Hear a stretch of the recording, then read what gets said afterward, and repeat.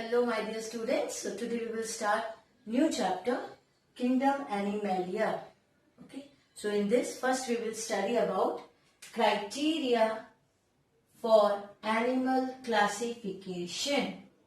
So there are different criteria we have used for the classification. So one by one we will go into the detail of each. So first one is levels of organization. So here all animals in this kingdom Animalia, they are multicellular, but they differ in their pattern of organizations. Now there are three basic levels. Those are, the first one is a cellular level, tissue level and organ level. Okay.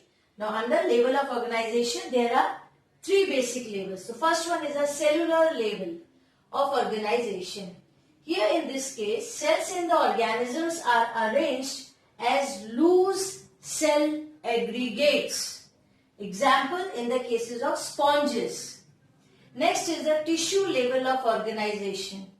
In this case, cells are organized into tissues and their division of labor and specific tissues perform specific functions. Example, phylum Coelentrates. So that comes under the tissue level of organization. Next is the organ level of organization. Here various tissues are organized and grouped together to form organs, and each organ perform a specific function. So this is organ level of organization. So this one is the first criteria for animal classification. Level of organization. So cell level, tissue level and organ level. Next is the animal body plan. Another criteria for classification. Now under this animal body plan there are three types. The first one is a cell aggregate plan. Now here in this case cell aggregate plan, the animal shows aggregation of cells with least division of labor. The cells do not form tissues or organs. There is no nervous coordination between them. Example, members of Porifera phylum comes under the cell aggregate plan. Example, sponges. Okay. The next one is a blind sac body plan. Now in this case, there is a digestive cavity with a single opening which will act as a mouth as well as anus. Food is ingested and egested through the same opening. Okay. And here the members of phylum Cnidaria, example Hydra, they show blind sac body plan. Here you can see I have drawn the diagram also. This one is cell aggregate. This one is a blind sac. So single opening for ingestion and egestion. Okay. So this one is a blind sac body plan. Now come to the next is a tube within tube body plan. Now here this type is present in all highly advanced animals. Digestive system is complete, right? Having two separate openings, mouth and anus, for ingestion and for egestion. Here you can see I have drawn this structure. This one is for ingestion and this is for egestion. So in higher and advanced animals we found such type of body plan, tube within tube. Okay. So here mostly the animals belonging to phylum Annelida and onward. All those phylums they have such type of body plan. So this is another criteria for classification, animal body plan. Under that we have studied cell aggregate, blind sac and tube within it. Now come to the next one is number of germ layers. Another criteria. Now you know every multicellular organisms begin life from single cell called zygote. Now what happens? This zygote divide and redivide to form mass of cell. And these cells get arranged in 2 or 3 layers. And these layers are called germinal layers. Fine. Now, here if under that number of germ layer, there are two types, diploblastic and triploblastic. Now, what is diplo? Di. See, when the organism shows two layers, two germs layer, outer one is ectoderm, inner one is endoderm. And between ecto and endoderm, they are separated by mesoglial cells. These are non-living substance that is called mesoglia. So here I have drawn the diagram also. That one is a ectoderm outer, inner one is a endoderm. In between there is a one more layer that is of non-living substance called mesoglia. And here the example mainly the members of phylum Cnidaria, that comes under diploblastic. They show the diploblastic characteristic. Diploblastic means two germ layers. Fine. Now come the next, triploblastic. So when organism shows three layers, three layers, okay, outer one is ectoderm, middle one is mesoderm, and inner one, that is called endoderm. Okay, so these are the three layers. When it is present, it is called triploblastic. Example for these, the members of phylum Platyhelminthes and onward. So there in that case we can find triploblastic condition. So triploblastic means when three germ layers are there, ectoderm, mesoderm and endoderm. Diploblastic when two germs layer, ectoderm and endoderm, and these two layers are separated by non-living substance called mesoglia. So these are the three criteria. There are more. Now fourth criteria for animal classification is body symmetry.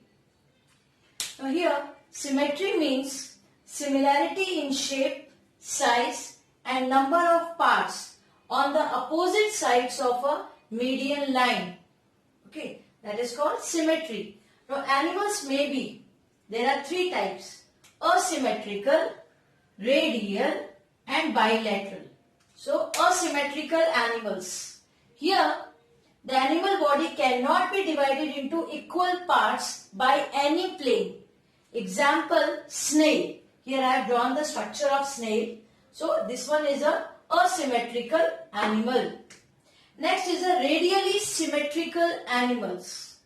Now here in this case the body can be cut or divided into two similar halves in a number of planes, and all these cuts or planes pass through the center and appear like radii. Okay, example is starfish. Here you can see starfish. This shows radially symmetry. Okay, so from the center they are cutted and they appear like a radii. Next is a bilaterally symmetrical animals. Here in this case, the body of an animal can be bisected by a single median or vertical plane, and the two halves are identical. Example in the case of frog. Here I have drawn the structure of frog. See that vertical or the median line that cut or divide the body of frog into two equal parts. So this one is a bilaterally symmetrical. So asymmetrical, radial and bilateral. So here the body symmetry, based on this criteria also they have classified the animals. Okay. Now come to the next criteria. Fifth one is body cavity or coelom. Now it is the, what is called that body cavity or the coelom. It is the space between the body wall and the alimentary canal, which is produced by splitting of mesoderm. Mesoderm I already explained, germ layer, ectoderm, mesoderm and endoderm, isn't it? Triploblastic. In the case of triploblastic we can see three germs they are there.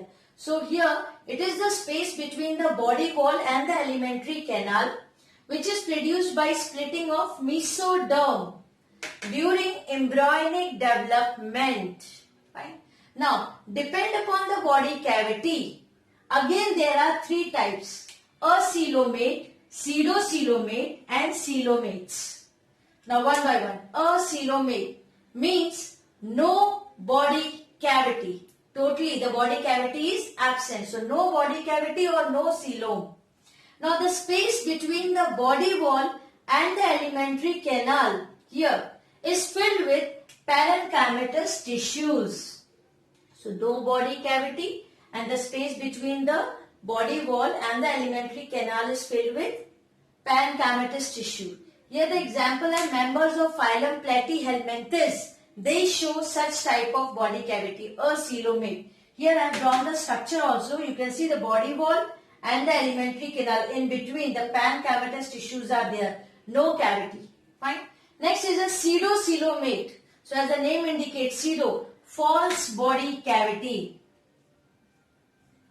Here the space between the body wall and alimentary canal is lined up by the patches of mesodermal cells. Few patches are there. Okay, so that's why it is called pseudocoelomate. Here you can see this one is the body wall, here is the alimentary canal in between. So these 4 patches you can see. So in the form of patches, mesoderm cells are present. So that's why it is called pseudocoelomate, false body cavity. Here the example, usually the members of phylum Esculenthes, they show such type of body cavity. Now come to the last one is coelomates. Coelomates means true body cavity here. And this usually we can see in the triploblastic animals. Now here the mesoderm, middle layer, will split into 2 layers. Okay. And closing the cavity called coelom. Here you can see. Outer layer, I will explain this one, coelomate diagram. Outer layer lines the body wall and inner layer lines the alimentary canal. Fine. And here the cavity is filled with the coelomic fluid.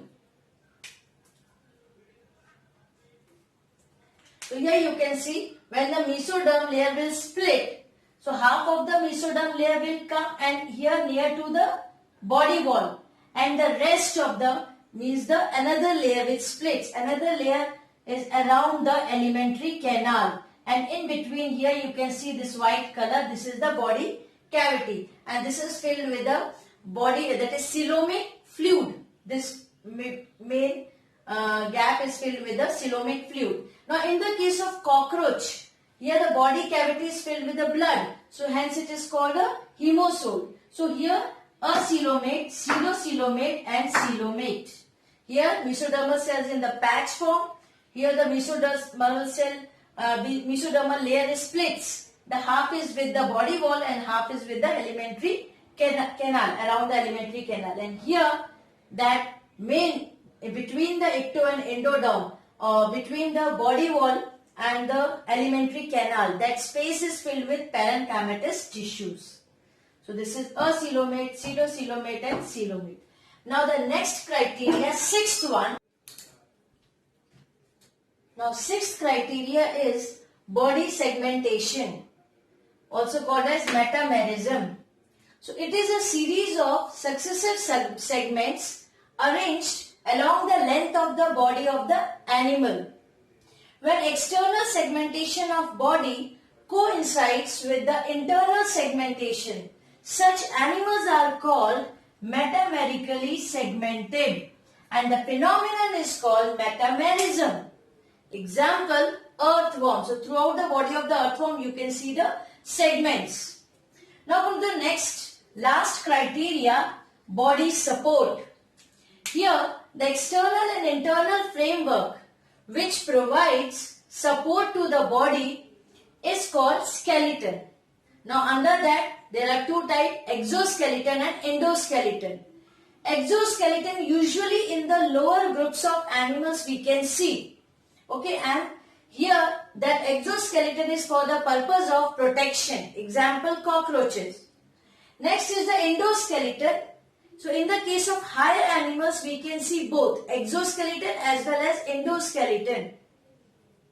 Example, birds, parrot, fish, etc. So this is the example and this is the last criteria, 7th criteria for the classification of animals, that is body support. So in this way we have finished criteria for animal classification. What are those? Level of organization, animal body plan, number of germ layers, body symmetry, body cavity or coelom, fine, body segmentation and body support. So overall 7 criteria for animal classification. Thank you.